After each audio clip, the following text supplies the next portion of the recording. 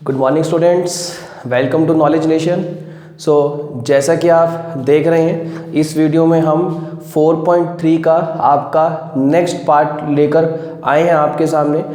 इससे पहले अगर हम आपसे बात करें तो हमने क्वाड्रेटिक इक्वेशन के अंदर हर एक जो मेथड है, किस मेथड से, किन किन मेथड से आप किसी भी क्वाड्रेटिक इक्वेशन को सॉल्व करते हैं वो हमने डिस्कस कर लिया है। बेसिकली आपका फैक्टर मेथड क्या होता है, किस तरीके से उससे हम रूट्स निकाल सकते हैं, और सेकंड अगर हम बात करें कंप्लीटिंग स्क्वायर मेथड क्या होता है, उससे हम किस तरीके से आप किसी भी इक्वेशन को सॉल्व कर सकते हैं। And third one is by using general formula method और by using quadratic formula method, किस तरीके से हम किसी भी क्वाड्रेटिक इक्वेशन को सॉल्व कर सकते हैं। वो हमने सब चीज पढ़ ली है, डिस्कस कर ली है। और 4.3 के मैंने आपको थर्ड क्वेश्चन तक भी डिस्कस करवा दिया था लास्ट पार्ट तक। तो जिन्होंने अभी तक 4 चैप्टर स्टार्ट नहीं किया है तो पहले वो पीछे जाकर आपका 4 चैप्टर वाला जितना भी वीडियोस आया है उसको अच्छी तरीके से कवर अप कर लीजिए, देन आप आगे की तरफ चलिएगा। क्योंकि जो पहले पीछे हुआ है वो आपका बिल्कुल इसका बेसिक है। जब बेसिक आपको क्लियर हो पाएगा तभी आप उसे आगे की तरफ आइएगा। क्लियर है मेरी बात? चलिए, तो आज हम बात करेंगे 4.3 के स्टेटमेंट वाले क्वेश्चंस की। ये वाले जो स्टेटमेंट वाले क्वेश्चंस है आपके 4 से लेकर आपके 11 तक बहुत ही इंपॉर्टेंट क्वेश्चंस हैं। इन क्वेश्चंस में से आपका एक ना एक क्वेश्चन आपको बोर्ड एग्जाम में जरूर देखने को मिलता है, चाहे वो आपका HBSC है, चाहे वो आपका CBSE का बोर्ड है। एक ना एक क्वेश्चन आपको जरूर देखने को इसके अंदर मिलेगा। ठीक है, तो अब हम क्या करने वाले हैं, क्वाड्रेटिक इक्वेशन बनाने के बाद जो काम होता है, जो आपको तीनों में से एक मेथड अप्लाई करना है, वो काम अब आपका रहेगा। क्वाड्रेटिक इक्वेशन बनवाना वो अब मेरा काम है। ठीक है, क्वाड्रेटिक इक्वेशन तक मैं आपको डराइव करवाऊंगा पूरा क्वेश्चन। उसके बाद इक्वेशन बनाने के बाद किस तरीके से उसमें आप फॉर्मूला लगाओगे वो आपका काम है। क्योंकि मैथमेटिक्स में जितना ज्यादा जो आपका कंसेप्ट है वो उतना ज्यादा आपका ऊपर आएगा, जितना ज्यादा आप उसको लिखकर आप उसको अप्लाई करके बताओगे। मैंने आपको कंसेप्ट समझा दिया है किस तरीके से है, किस तरीके से नहीं है। आप उन क्वेश्चंस पे अप्लाई करिए। हाँ, अगर नहीं होता है तो प्लीज कमेंट करिए, उसका जो सॉल्यूशन होगा वो हम आपको पूरा डिस्क्राइब करके बताएंगे आपको। क्लियर है मेरी बात? देखिए, जब तक आप खुद अपने हाथ से सॉल्यूशन नहीं निकालेंगे तब तक आप उस जो कमांड है उसको उस टॉपिक के ऊपर वो आपकी नहीं आ सकती है कभी भी। ठीक है, तो क्वाड्रेटिक इक्वेशन तक बनवाने वाला जो काम है वो आपको मैं करवा दूंगा। उसके बाद किस तरीके से आपको वो सॉल्व करना है वो अब आपका काम है। क्लियर है मेरी बात? चलिए स्टार्ट करते हैं क्वेश्चन नंबर 4 से। क्वेश्चन नंबर 4 क्या कहता है जी? क्वेश्चन नंबर 4 में कहता है the sum of the reciprocals of the Rahman ages 3 years ago and 5 years from now। 3 years ago का मतलब होता है 3 साल पहले। फ्रॉम 5 years from now का मतलब होता है 5 years later। ठीक है, या 5 years after। याद रखिएगा, एगो का मतलब पहले, आज से 5 साल पहले। 5 years फ्रॉम नाउ का मतलब आज से 5 साल बाद। 5 year later का मतलब 5 से 5 साल बाद। 5 years आफ्टर का मतलब आज से 5 साल बाद। ये तीनों एक ही चीज होती है आपके, आफ्टर, लेटर या फिर आपका फ्रॉम नाउ का। क्लियर है मेरी बात? चलिए, is 1/3 find its present as.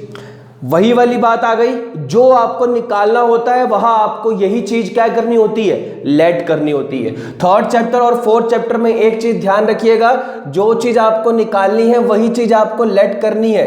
तो क्या निकालना है आपको? प्रेजेंट एज निकालनी है। तो मैंने कहा let present age is equals to x years. Let present age is equals to x year. जो उसकी आज के दिन में जो एज है वो कितनी है, x ईयर्स है। अब पहले एज निकाल लेते हैं। 3 years ago में कितनी एज होगी इसकी? 3 years ago कहता है 3 साल पहले उसकी एज कितनी होगी? ऑब्वियस सी बात है, उसमें से 3 माइनस कर दीजिए, इतनी होगी उसकी एज। और 5 years from now मतलब आज से 5 साल बाद जो उसकी एज होगी वो कितनी होगी? वो 5 साल बड़ा हो जाएगा। अगर आज x है तो 5 साल बाद उसकी एज होगी x + 5। देखिए, एगो में क्या होता है, माइनस। क्यों? क्योंकि मान लीजिएगा, देखिए मान लीजिएगा आज आप 10 साल के हैं, कोई ये पूछे आपसे देखो 2020 में आप 10 साल के हैं, किसी ने ये पूछा 2017 में आप कितने साल के थे, तो आप क्या करोगे, कितने साल पहले पूछा, 3 साल पहले पूछा, तो इसमें से क्या करोगे, 3 माइनस कर दोगे तो आप कहोगे 7 साल का था जी। अब 2022 में अगर आपसे कोई पूछता है कितने साल के हो जाओगे आप, आपने देखा कितने साल बढ़ गए, 2 साल बढ़ गए, तो आपने यहाँ पर क्या किया, 2 ऐड कर दिया, कितने साल के हो जाओगे आप, 12 साल के हो जाओगे आप। तो इसी तरीके से 3 years ago, आज से 3 साल पहले कितने, आज x है तो 3 साल पहले x minus 3, 5 years from now, आज x है तो 5 साल बाद x प्लस 5, तो ये वो आ गया। अब जो उसने फर्स्ट लाइन लिखा था, क्या लिखा था उसने, कहता है सम करना है, किसका सम करना है, रेसिप्रोकल्स का सम करना है। किसका रेसिप्रोकल्स, 3 years फ्रॉम नाउ, ये एज है, इसका रेसिप्रोकल, इस एज का रेसिप्रोकल कितना होगा, 1/x माइनस 3 होगा। किसके साथ सम करना है, इसके रेसिप्रोकल के साथ, किसके रेसिप्रोकल के साथ, 5 years फ्रॉम नाउ। सम करने के बाद वैल्यू कितनी आती है, इज 1/3। ये हमारा था अकॉर्डिंग टू क्वेश्चन, जो आपकी कंडीशन बनती है वो ये बनती है। दोबारा से सुनिए क्या कहता है, कहता है the sum of the ages of the 3 years ago, the sum of the reciprocals, किसका रेसिप्रोकल्स, एज का, कौन सी एज का, एक तो 3 years ago वाली का रेसिप्रोकल, एक 5 years फ्रॉम नाउ वाली का रेसिप्रोकल, उनका जो सम आएगा इज इक्वल्स टू 1/3। समझ गए मेरी बात, the sum of the age of the reciprocals is 1/3। बस अब बन गई statement, take LCM, cross multiply and form quadratic equation, वो हम करवा देते हैं आपको। चलिए एलसीएम लीजिए पहले इसका, x प्लस 3 और x प्लस 5 एलसीएम आएगा, या x माइनस 3 और x प्लस 5, या आपका x प्लस 5 नहीं है, x माइनस 5 प्लस 5 से क्या हो जाएगा, यहाँ पर आपका मल्टीप्लाई, प्लस यहाँ किससे मल्टीप्लाई होगा, x माइनस 3 से, इज इक्वल्स टू 1/3।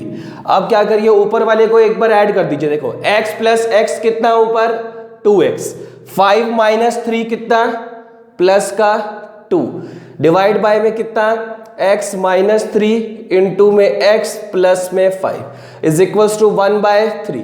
अब क्रॉस मल्टीप्लाई करा दीजिए, 3 को इधर मल्टीप्लाई करवाइए, 3 इंटू 2 6, 3 इंटू 2 6, और ये वाला पार्ट इधर आ गया, x माइनस 3 इंटू में x प्लस 5, इसको सेम एज इट इज रखिए, 6x प्लस 6।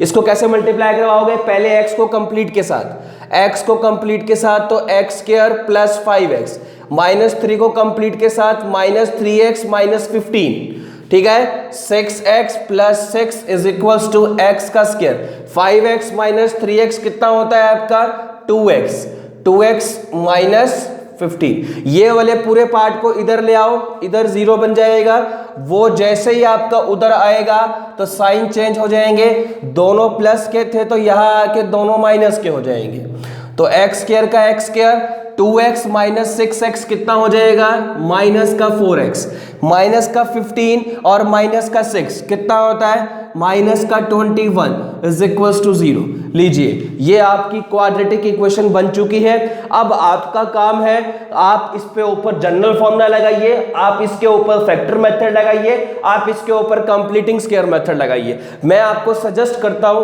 कि आप इसको, इन सारे क्वेश्चंस को जो भी आपके होंगे जनरल फॉर्मूला से ही सॉल्व करिएगा, क्योंकि उसमें आपको कुछ नहीं करना है, जस्ट आपको फॉर्मूला दिया है, जैसे minus B plus minus under root B square minus 4ac divide by 2 into A आपका फॉर्मूला होता है। आपको सिर्फ ए और बी और सी की वैल्यू निकालनी होती है और वैल्यूज पुट करनी होती है। ए आपका क्या होता है, जो एक्स स्क्वायर के साथ लिखा होता है, बी आपका क्या होता है, जो एक्स के साथ लिखा होता है, सी आपका क्या होता है, जो कांस्टेंट होता है। यहां अगर मैं आपसे डिस्कस करूं, जो ए है वो मेरा एक्स स्क्वायर के साथ 1 है, और जो मेरा b है वो x के साथ -4 है, जो c वो मेरा कांस्टेंट है वो -21 है। ये तीनों वैल्यूज है आपकी। अब जस्ट आपको वैल्यू सब्स्टिट्यूट करनी है और अपना जो आंसर है वो आपको बताना है। क्लियर है मेरी बात? तो इस तरीके से आपको ये वाला क्वेश्चन करना था, एज वाला, 3 years ago, 5 years from now, और किस तरीके से आपको वैल्यू सब्स्टिट्यूट करनी थी उनकी। क्लियर है मेरी बात? तो इस तरीके से ये आपका क्वेश्चन नंबर था 4। नाउ अब हम बात करते हैं आपसे नेक्स्ट क्वेश्चन की। देखिए 4.3 के जो मैं आप क्वेश्चंस करवाने आपको जा रहा हूं, इन क्वेश्चंस में से आपको एक ना एक क्वेश्चन एग्जाम में जरूर दिखने वाला है, चाहे वो HBSC का है चाहे वो CBSE का है आपका। ठीक है, बात करते हैं क्वेश्चन नंबर 5 की। चलिए क्वेश्चन नंबर 5 की बात कर लेते हैं। पढ़िए क्या लिखा है उसके अंदर। कहता है कि एक क्लास टेस्ट हुआ, ठीक है जी, एक लड़की है शेफाली, कहता है कि उसके जो मार्क्स हैं मैथमेटिक्स के अंदर और इंग्लिश के अंदर दोनों को मिलाकर कितने आते हैं जी, 30 मार्क्स आते हैं। मैथमेटिक्स में भी कुछ आए, इंग्लिश में कुछ आए, दोनों को मिलाकर उसके मार्क्स कितने रहे, 30 रहे जी। ठीक है, had she got 2 marks more in mathematics, mathematics के अंदर जितने पहले आए थे उससे 2 ज्यादा आए। 3 मार्क्स लेस इन इंग्लिश, जितने पहले आए थे उससे 3 मार्क्स कम हो गए। अब उन दोनों की मल्टीप्लाई करता है वो, the product of their marks would have been 210, that is 210। Find her marks in 2 subject. क्या बोला है उसने, उसके दोनों सब्जेक्ट के अंदर मुझे मार्क्स की वैल्यू बताओ। वही वाली बात आ गई, जो निकालना है वही आपको क्या करना है, लेट। तो दोनों मार्क्स के अंदर पहले आपको सब्जेक्ट मार्क्स लेट करने पड़ेंगे। मैंने मान लिया कि उसके जो मैथ्स के अंदर, मैथमेटिक्स के अंदर जो उसके मार्क्स आपके हैं शेफाली के, वो हमने माने हैं वो x है, और जो इंग्लिश के अंदर जो उसके मार्क्स हैं वो मैंने माने y है उसके। ठीक है, अब बात करते हैं according to question. According to question पहली लाइन थी, उसके अंदर जितने भी उसके मैथ्स में हैं प्लस जितने भी उसके इंग्लिश में है, दोनों को मिलाकर वो कहता है कि उसके जो नंबर बनते हैं वो बनते हैं 30। कितने बनते हैं, 30। देखिए जो हमको निकालना होता है वही हम लेट मानते हैं। उसने कहा कि मुझे दोनों सब्जेक्ट के अंदर उसके मार्क्स बताइए कितने हैं, तो मैंने कहा पहले सब्जेक्ट के अंदर x, दूसरे सब्जेक्ट के अंदर y। वो कहता है कि पहली लाइन में लिखा था दोनों सब्जेक्ट के मार्क्स को ऐड करते हो तो आपका कितने मार्क्स बनते हैं, 30। सेकंड कंडीशन क्या कहता है, उसके मैथमेटिक्स के अंदर 2 मार्क्स ज्यादा हो गए। पहले मैथमेटिक्स के अंदर x है, अब कितने हो गए, 2 मार्क्स ज्यादा, तो x + 2 हो गए। इंग्लिश के अंदर जो उसके मार्क्स हैं वो 3 कम हो गए। पहले y थे तो अब कितना हो जाएगा, y - 3। देखिए मैथमेटिक्स के अंदर 2 मार्क्स बढ़ गए तो अब इतने हो गए। इंग्लिश के अंदर y थे 3 मार्क्स कम हो गए, अब इतने हो गए। अब वो कहता है कि अब इन दोनों की मार्क्स की प्रोडक्ट की जाती है। ये आपके मैथ्स वाले मार्क्स हैं, ये आपके इंग्लिश वाले मार्क्स हैं।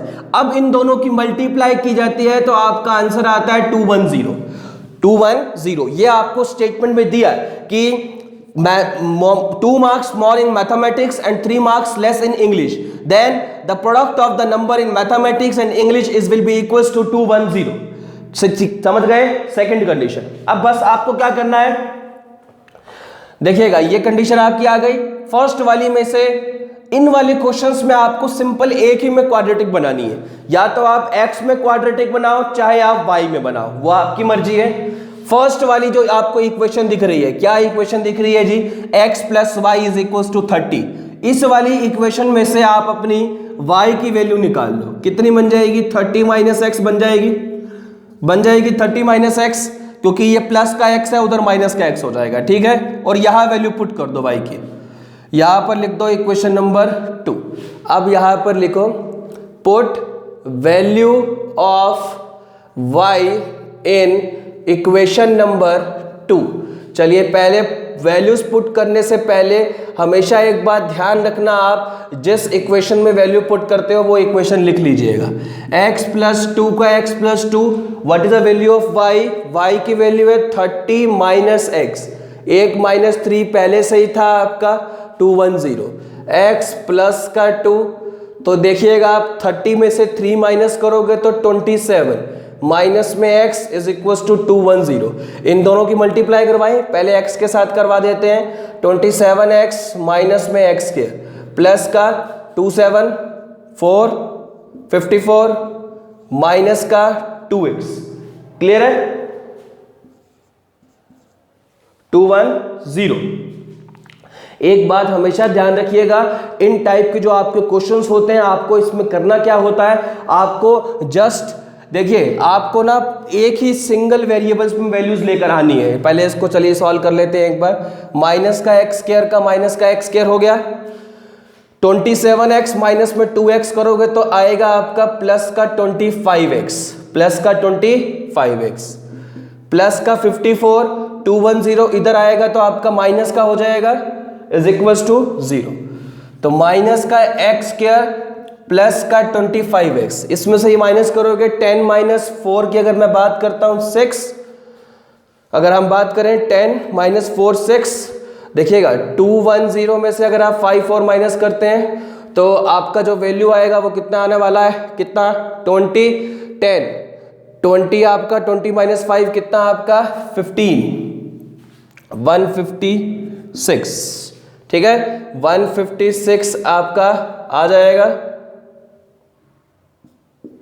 ठीक 156 आपका वैल्यू आएगा इज इक्वल्स टू 0। अब देखिए एक्स स्क्वायर के साथ, चलिए वो तो हो जाएगा मैनेज, कोई नहीं, ये आपका क्वाड्रेटिक इक्वेशन आ चुका है। क्या क्वाड्रेटिक इक्वेशन आया, माइनस का x square plus 25x minus का 156 इज इक्वल्स टू 0। ये आपका एक सिंपल सा क्वाड्रेटिक इक्वेशन अब फॉर्म्ड हुआ है। अब आपका काम है कोई भी मेथड आपको लगाना है, चाहे वो जनरल मेथड लगाओ, चाहे आप फैक्टराइजेशन मेथड लगाओ, कोई मेथड लगाओ, वहां से x की वैल्यू निकालोगे आप यहां पर।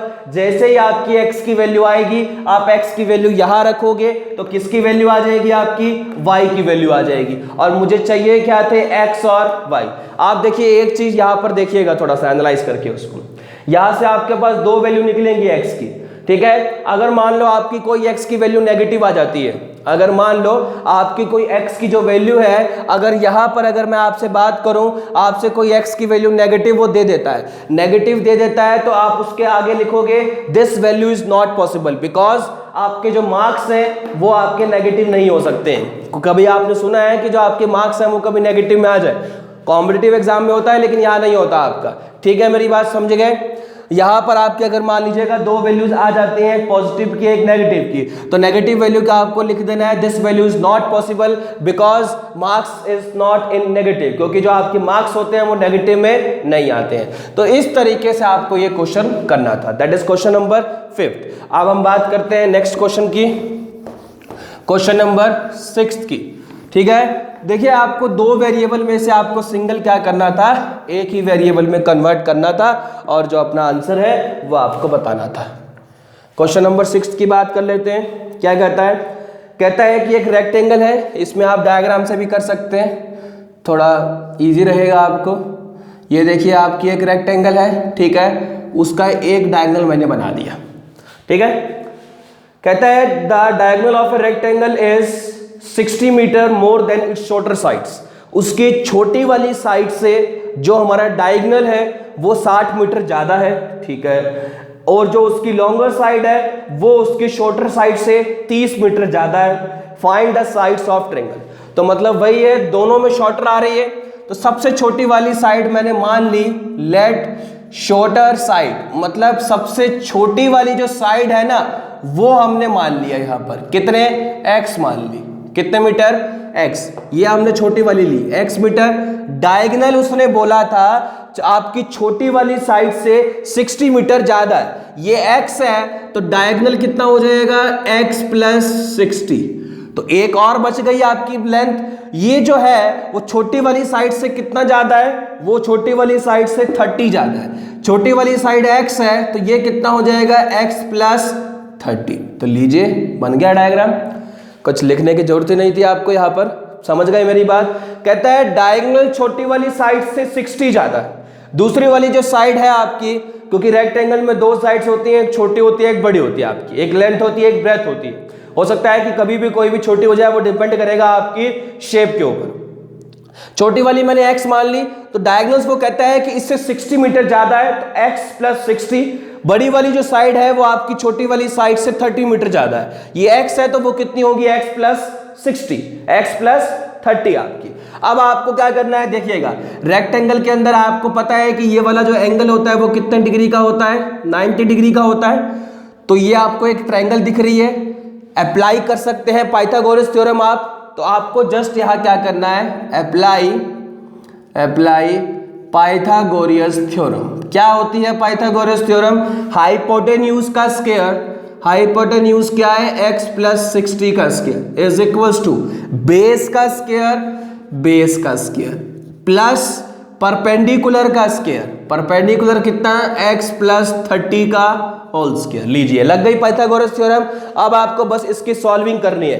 पहले एक बार देख लेते हैं। सिंपल वो कहता है कि शॉर्टर साइड्स अगर आपकी x है तो डायगोनल उससे 60 मीटर ज्यादा है, बड़ी वाली साइड उससे 30 मीटर ज्यादा है। मुझे पता है रेक्टेंगल के अंदर जो एंगल्स होते हैं वो आपके 90 डिग्री के होते हैं, तो पाइथागोरस लग रही थी हाइपोटेन्यूज का square is equal to base का स्क्वायर प्लस परपेंडिकुलर का स्क्वायर। अब बस आप यहां पर सॉल्व कर दीजिए। a प्लस बी का whole square, A square plus B square plus 2ab, ठीक है जी, इज इक्वल टू एक्स का square plus A square plus B square plus 2ab। तो यहां से एक्स स्क्वायर कैंसिल आउट हो गया। ये वाला सारा टर्म उधर उस तरफ ले जाइए, 0 x square plus 900 plus 60x minus में 3600 माइनस में 120x। तो 0 इज इक्वल टू एक्स का square plus 60x minus 120x कितना बन जाएगा, माइनस का 60x। कितना बन जाएगा, माइनस का 60x।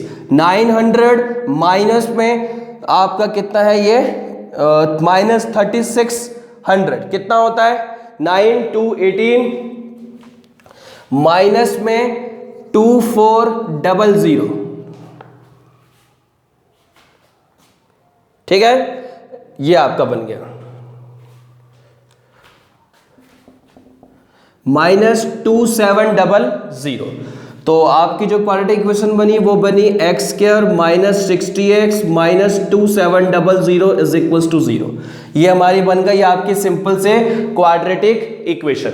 अब आपको सिंपल करना क्या है, आपको देखिएगा कोई भी मेथड आपको लगाना है, चाहे वो अब आप फैक्टर मेथड लगाओ, चाहे कंप्लीटिंग स्क्वायर मेथड लगाओ, चाहे आप कोई सा भी मेथड इसके अंदर लगाइएगा और आपका ये सॉल्व हो जाएगा। ठीक है, मैं आपको दोबारा बता रहा हूं, अगर आपकी कोई यहाँ भी कोई नेगेटिव वैल्यू आती है तो नेगेटिव आपकी कभी साइड नेगेटिव हो सकती है, कभी भी साइड नेगेटिव नहीं हो सकती है। तो वहां पर लिख देना नेगेटिव साइड के अंदर dimension of rectangle is not possible, negative. ठीक है, तो पॉजिटिव वाले लेकर आपको सॉल्व कर देना है।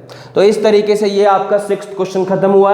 अब आपके इसमें 7th 8th 9th 10th और 11th क्वेश्चंस रह गए हैं। उसमें जो ट्रेन वाले क्वेश्चंस है, question number 8th and question number 10th, question number 8th and question number 10th ये आपकी असाइनमेंट है। Question number 8th and question number 10th ये आपकी असाइनमेंट है। जिन्होंने इस टाइप के क्वेश्चंस जिनको नहीं आते हैं वो मेरा 4.1 का आपका सेकंड पार्ट का वीडियो है, उसका जो लिंक है वो डिस्क्रिप्शन में दिया है। उसके अंदर मैंने ट्रेन वाले क्वेश्चन किस तरीके से करते हैं बिल्कुल डिटेल में एक्सप्लेनेशन वहां पर मैंने दी है, किस तरीके से ट्रेन वाले क्वेश्चंस आपको करने हैं। जस्ट वो वाले क्वेश्चंस, ये वाले क्वेश्चन भी वैसे ही आपको करने हैं। जिसने वो वाला क्वेश्चन बना लिया था वो ये वाले दोनों क्वेश्चंस भी बना लेगा। 8th और 10th आपके क्वेश्चन आपकी असाइनमेंट है। जिसने नहीं देखा है वो वीडियो सबसे पहले वो जाके 4.1 का पार्ट 2 वाला वीडियो सबसे पहले वो देखे और उसमें वो अच्छी तरीके से क्वेश्चन करे। उसके बाद वो यहां पर आए, फिर इन क्वेश्चन को सॉल्व करे। फिर भी नहीं होते हैं तो आप कमेंट कीजिएगा,